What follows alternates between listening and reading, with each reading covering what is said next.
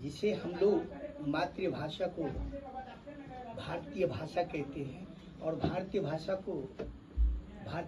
को राष्ट्रभाषा का संज्ञा दिया गया है, जिसको हम लोग हिंदी भाषा कहते हैं। हिंदी की दो विधाएं होती है बेटे, एक गद्य विधा और दूसरा पद विधा। हम लोग जो राष्ट्रीय भाषा पढ़ते हैं उसमें गद्य विधा और पद विधा के जो लेखक और कवि होते हैं वो अपने लेखन कला के माध्यम से, अपने विधा के माध्यम से, अपनी कला के माध्यम से भारतीय भाषा के द्वारा पाठकों को समझाने का प्रयास किए हैं। हिंदी में हर एक विधा का संगम हुआ है, जिसमें कि लेखन विधा के अंतर्गत आपको गद्य विधा और पद विधा आता है। आज मैं पद विधा के सर्वोपरि संत गोस्वामी तुलसीदास, जिसे हिंदी साहित्य में राम बोला के रूप में जाना जाता है, और वाकई नाम का संस्कार उनके ऊपर पड़ा और वह राम भक्त हो गए। नाम का संस्कार होने के कारण वह राम भक्त हो गए। गोस्वामी तुलसीदास मध्यकालीन भारत के भक्ति आंदोलन के प्रखर नेतृत्व किया था। मध्यकालीन भारत में हिंदू धर्म, हिंदू संस्कृति और हिंदुस्तान की सभ्यता को जीवित रखने के लिए अपने विचार के अभिव्यक्ति पद्य के माध्यम से किया है। गोस्वामी तुलसीदास को हिंदी साहित्य के समालोचक रामचंद्र शुक्ल और डॉक्टर हजारी प्रसाद द्विवेदी जैसे विद्वान समालोचक संत शिरोमणि की संज्ञा दी है। यानी संतों में ऊपर स्थान गोस्वामी तुलसीदास जी को मिला है। गोस्वामी तुलसीदास सार्वदेशिक और सार्वकालिक कवि के नाम से जाने जाते हैं। इनकी रचना कवितावली, दोहावली और रामचरितमानस को धार्मिक ग्रंथ के रूप में दुनिया सम्मान दिया है। गोस्वामी तुलसीदास तो मर गए, उनकी मृत्यु हो गई, निधन हो गया, लेकिन उनकी रचना ऐसा लगता है कि कोई काल आ जाए, कोई समय आ जाए, वह मिटने वाला नहीं है, अस्थाई, अविचल, अस्थिर हिमाचल की तरह। गोस्वामी तुलसीदास का जन्म सरयू पारिन ब्राह्मण जाति में उत्तर प्रदेश के बांदा जिला अंतर्गत, ध्यान रखिएगा, उत्तर प्रदेश के बांदा जिला अंतर्गत एक गांव में। बचपन में ही उनके माँ पिता का देहावसान हो गया था। कहते हैं कीचड़ में कमल खिला करते हैं, तालाब के तरंगों के थपेरे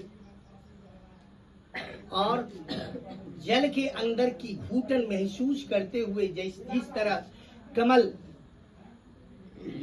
सतह पर आकर मुस्कुराता है और विद्या की देवी सरस्वती का सिंहासन के रूप में उसे सम्मान मिला, ठीक उसी प्रकार गोस्वामी तुलसीदास गरीबी में जन्म लिया, माँ पिता से बिछुड़कर उन्होंने शेष सनातन नामक ब्राह्मण का आसरा लिया, जो उनके शैक्षणिक गुरु के रूप में जाना जाता है। गोस्वामी तुलसीदास का विवाह रत्नावली से हुआ और ऐसा कहा जाता है कि जिस तरह सीता ने राम को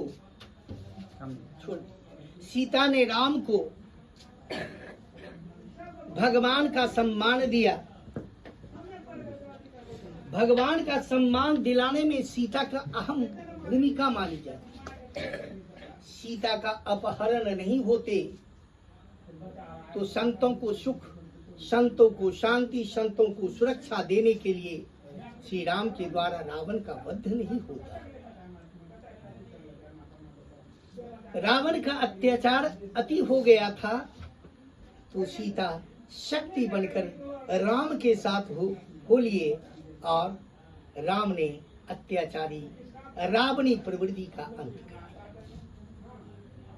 ठीक उसी तरह भले समालोचक निंदा करने वाले ये कह दे कि रत्नावली का आगाध प्रेम सीता को, ध्यान रखेंगे, रत्नावली का आगाध प्रेम गोस्वामी तुलसीदास को दाम्पत्य जीवन से विच्छेद करवा दिया। लेकिन रत्नावली जो भी किया वो गोस्वामी तुलसीदास के लिए बहुत कुछ किया। अगर रत्नावली नहीं होती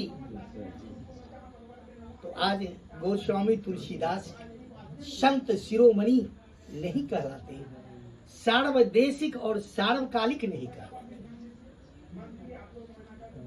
गोस्वामी तुलसीदास जी के आध्यात्मिक गुरु बाबा नरहरि दास जी थे और बाबा नरहरि दास के सानिध्य में गोस्वामी तुलसीदास ने श्री राम कथा की विशेषता को जाना,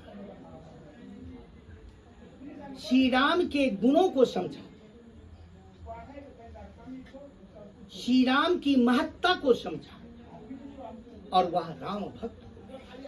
कहते हैं सगुण मार्ग भक्ति में राम भक्ति के सर्वश्रेष्ठ संत में गोस्वामी तुलसीदास जी का नाम है और इनकी रचना रामचरितमानस तो तारीफे काबिल है, जो हम सनातनियों का पवित्र धार्मिक ग्रंथ के नाम से जाना जाता है। गोस्वामी तुलसीदास जी अवधी भाषा में अपने पद की रचना किए। गोस्वामी तुलसीदास अपनी अवधी भाषा में पद की रचना किए, लेकिन इनके रचना की विशेषता है इन्होंने दोहे शैली, कवित्व शैली, चौपाई शैली, छंद शैली का प्रयोग किए हैं। ऐसे विद्वान, सर्वश्रेष्ठ विद्वान गोस्वामी तुलसीदास जी थे, जिन्होंने अपनी रचना का माध्यम अनेक शैलियों में प्रयोग करने का प्रयास किया। गोस्वामी तुलसीदास जी ऐसे संत थे जिसने राम कृपा भव निशा सिरानी जागे फिर न डसई, उन्होंने सभी लोगों के सामने, सभी वर्गों के सामने राम को सर्वोपरि मानते हुए उनकी भक्ति करने की सीख दिया है। राम, वो राम दशरथ नंदन पुत्र राम, कौशल्या के राम, सीतापति राम, जिसने अपार सुख को त्याग कर परहित सरस धर्म नहीं भाई, यानी परहित के लिए अपने कर्तव्य, अपने धर्म का निर्वाह।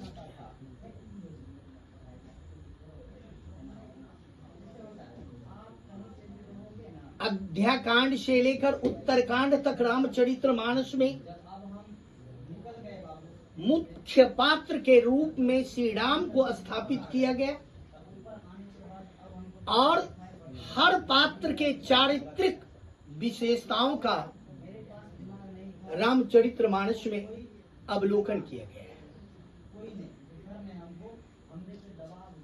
रावण के दुष्ट चरित्र को भी उन्होंने पाठकों के सामने रखने का प्रयास किया। सीता के पातिव्रत धर्म को भी पवित्रता से पिरोने का काम किया। उर्मिला के त्याग का भी उन्होंने वर्णन किया। केवट और जटायु शबरी की भक्ति को भी परोसने का काम किया। इस तरह रामचरितमानस के जितने भी पात्र हैं, सभी पात्र की चारित्रिक विशेषता को रामचरितमानस के माध्यम से समझाने का काम किया। ऐसे महान विद्वान थे गोस्वामी तुलसीदास। राजापुर उनका जन्म स्थल और राजापुर को वाकई राजापुर की भूमि को अयोध्या का परम धाम बना। गोस्वामी तुलसीदास की कवितावली सर्वश्रेष्ठ है, जिसमें बालक श्री राम की सुंदरता का वर्णन बड़े ही साजिंदगी से करने का प्रयास किया। उन्होंने कवितावली में राम भक्त केवट की भक्ति का भी बड़े आदर पूर्वक वर्णन किया है। कहते हैं कि बालक श्री राम राजा दशरथ के गोद में बैठे हुए थे। उषा काल था। अयोध्या की पनिहारन पनघट पानी भरने के लिए जा रही थी। उसने राजा दशरथ के गोद में बैठे हुए श्री राम को देखा। उस सुंदरता को देखकर पनिहारन एकाग्रचित श्री राम की सुंदरता पर आकर्षित थी, देखती रह गई। उनके सारे सहेली चले गए। जब उसका ध्यान आया कि मेरी सारी सहेली चली गई, तो वह दौड़ते हुए पनघट पहुंची। उन्होंने सहेली उनसे ठिठोली करने लगा। उसने समझाने का प्रयास किया श्री राम की सुंदरता का, जो कवितावली में स्पष्ट आया। बरदंत की पंगति कुंद कली, अधराधर पल्लव खोलन की, चमका चपला चमके घन बीच जगे, छवि मोती ने लाल अंगोलन की। कहते हैं श्री राम के सर का घुंघराली बाल उसके चेहरे पर भौरों की तरह लटका हुआ था। कान में कुंडल झूल रहा था और वह जब मुस्कुराते थे तो दांतों से बिजली की चमक होती थी, जैसे बादलों के बीच दामनी चमकती है। उन्होंने यहां भी कहा, एक भक्ति का उदाहरण दिया, एक केवट की भक्ति का उदाहरण पेश किया अपनी कवितावली में। जब श्री राम सीता लक्ष्मण एक त्रिमूर्ति बन जा रहे थे तो सरयू नदी पार करना था। जो अभी सरयू नदी, उस जमाने में सरयू नदी, अभी उसे घाघरा नदी कहते हैं। उस नदी को पार करना था। केवट जैसे ही श्री राम को देखा, उनके मन में भक्ति की भावना उमड़ पड़ी। राम के आग्रह पर केवट उस पार से इस पार आए और बड़े विनम्र पूर्वक श्री राम को पैर पखारने का आग्रह किया। उस शब्द को सजाने का काम हमारे संत शिरोमणि जो श्री राम के भक्त थे, उस भक्ति को दिखाने का प्रयास किया और ये कहते हुए कि प्रभु आप पैर पखारकर ही नाव पर चढ़े, क्योंकि आपके पैर और पैर में लगी हुई धूल कण की बहुत बड़ी महत्ता है, महिमा है, जिसके स्पर्श से पत्थर अहिल्या नाम की औरत बन सकती है, तो ये काठ जिसे पानी ने कोमल बना दिया, तो फिर हम अपने परिवार को कैसे समझाऊं और कैसे परवरिश करूंगा।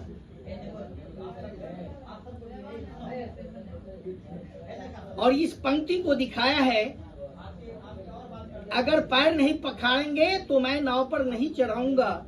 यह घाट के थोड़ी की दूर यह कटिले जल था दिखाऊं जू। यह घाट के थोड़ी की दूर यह कटिले जल था दिखावहूं जू। पर से पग धूरी तरे तरनी घरनी घर क्या समझाओ। बहुत ही सुंदर लहजे में भक्ति की भावना को दिखाने का प्रयास किया। हमारे सुप्रसिद्ध भजन सम्राट अनूप जलोटा साहब अपने एक भजन में स्पष्ट किया कि श्री राम जैसे ही पार हुए तो उसने सीता की ओर इशारा करते हुए कुछ देने का आग्रह किया। उनके पास तो मात्र एक अंगूठियां थी। जैसे ही सीता अंगूठी खोलने का प्रयास किया तो हमारे भक्त श्री राम के भक्त केवट ने कहा, प्रभु ये आप क्या कर रहे हैं? आप और हम तो एक ही जाति के हैं। हम एक छोटी सी सरयू नदी का मल्लाह हूं, जो सुबह से शाम तक आप जैसे यात्री को इस पार से उस पार करता हूं, और आप तो इस भवसागर के मल्लाह हैं। हमें भी इस जीवन की नाव को, इस जीवन यात्रा के सफर को आगे बढ़ाने का काम कर देंगे प्रभु। एक जाति दूसरी जाति से भाड़ा नहीं लेते हैं, किराया नहीं लेते हैं, उतराई नहीं लेते हैं, इसलिए आप मुझे माफ करेंगे। एक गोस्वामी तुलसीदास जिनके शब्द में भक्ति की गंगा प्रवाहित होती है,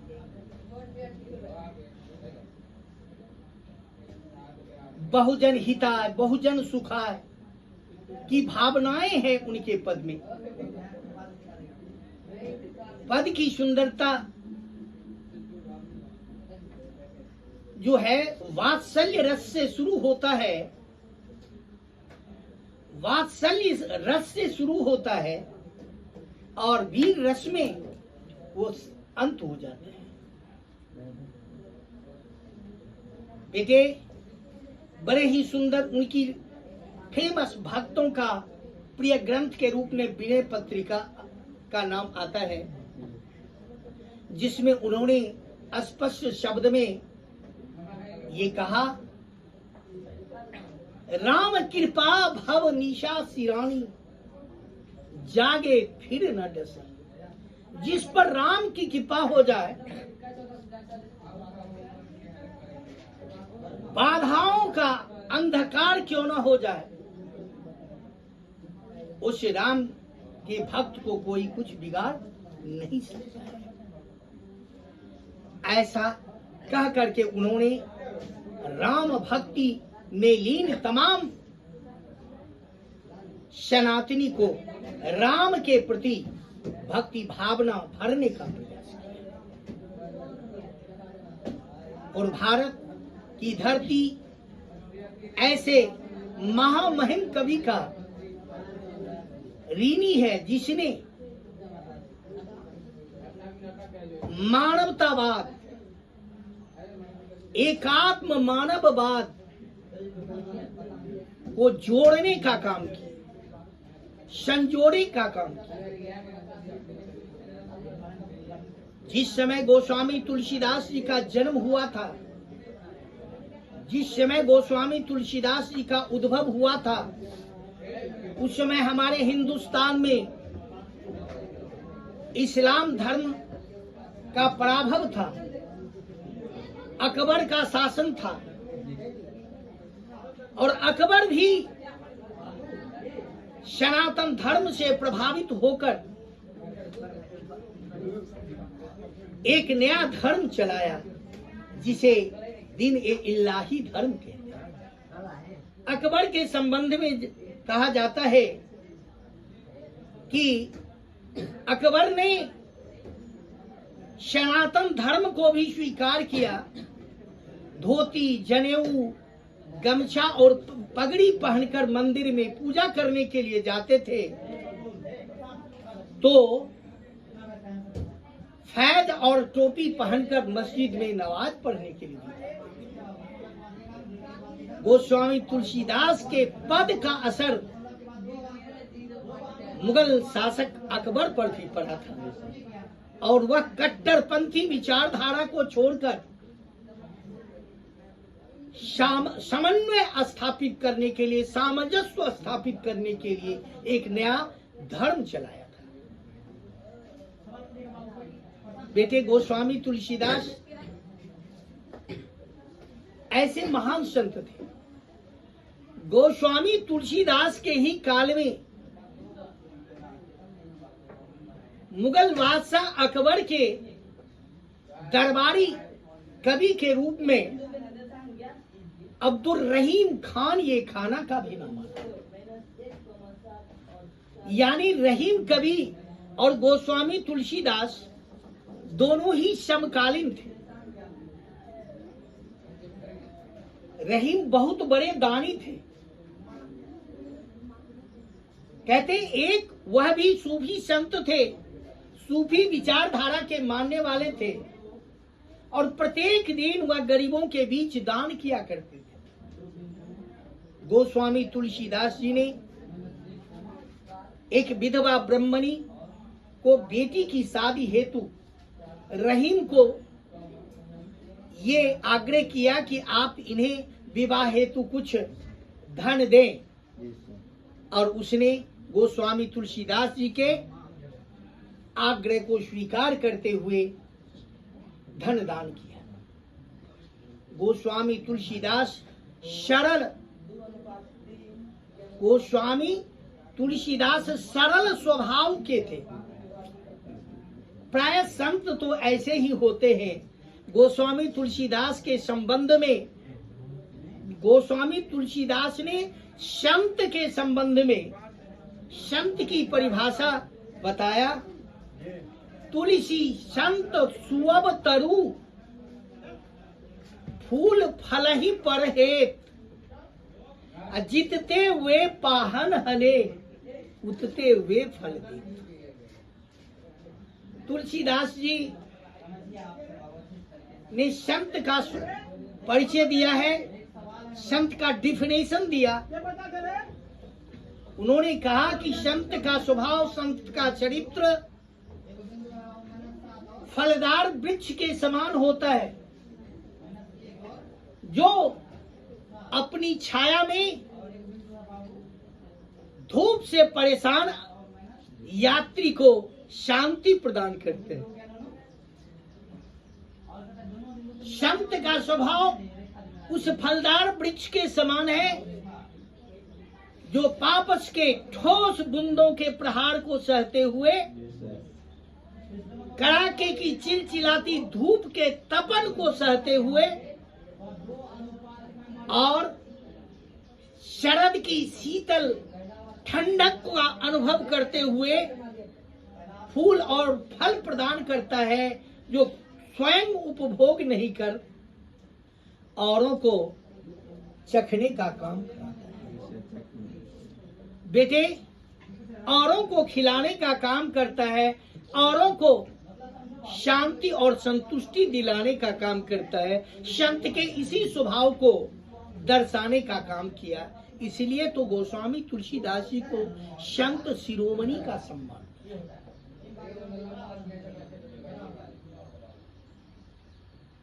काशी हिंदू विश्वविद्यालय के कुलपति डॉक्टर रामचंद्र शुक्ल और विश्व भारती विश्वविद्यालय शांति निकेतन के कुलपति डॉक्टर हजारी प्रसाद द्विवेदी, दोनों ने गोस्वामी तुलसीदास जी के पद की विशेषता कर देते हुए उसे संत शिरोमणि का सम्मान देने का प्रयास किया। गोस्वामी तुलसीदास उच्च कोटि के विद्वान थे और उन्होंने हिंदू मुस्लिम ये दो कौम के बीच बढ़ रही दूरियों को नजदीक कराने का प्रयास किया। मध्यकाल के ऐसे तो बहुत संत थे, कबीरदास थे, मीराबाई थी, नानक थे, दादू थे, चैतन्य थे,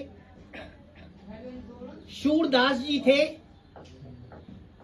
लेकिन गोस्वामी तुलसीदास की रचना बहुजन हिताय बहुजन सुखाय की लिए। ऐसे महान कवि जिन्होंने काशी को अपना कर्म भूमि बनाया और काशी में रहकर उन्होंने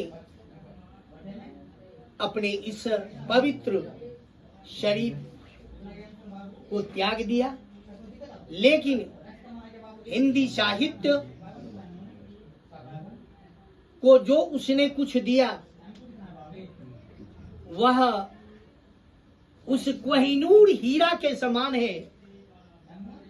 जो शब्द का उन्होंने निरूपण किया अपने साहित्य दर्शन में, वह बहुमूल्य कोहिनूर हीरे के समान है, जो आने वाले पीढ़ी के लिए एक नैतिक मूल्य तैयार करती है और एक नया भारत का निर्माण करने की कल्पना की जा सकती है। एक महामानव भावों का जन्म दे सकती है। गोस्वामी तुलसीदास जी ऐसे संत थे और ऐसे विचारधारा के कवि थे, ऐसे लेख्यकार थे, ऐसे कलाकार थे, क्योंकि साहित्य एक कला है और कलाओं में सर्वोत्तम कला साहित्य कला होता है, और जिस साहित्य कला से जीवन को सजाने का एक अवसर प्राप्त होता है, ऐसे कलाकार गोस्वामी तुलसीदास जी थे। ऐसे साहित्यकार गोस्वामी तुलसीदास जी थे, जो अपने साहित्य के माध्यम से सबों के हित, सबों के उपकार के लिए अपना दर्शन प्रस्तुत किया। बहुत बहुत धन्यवाद। बहुत बहुत धन्यवाद।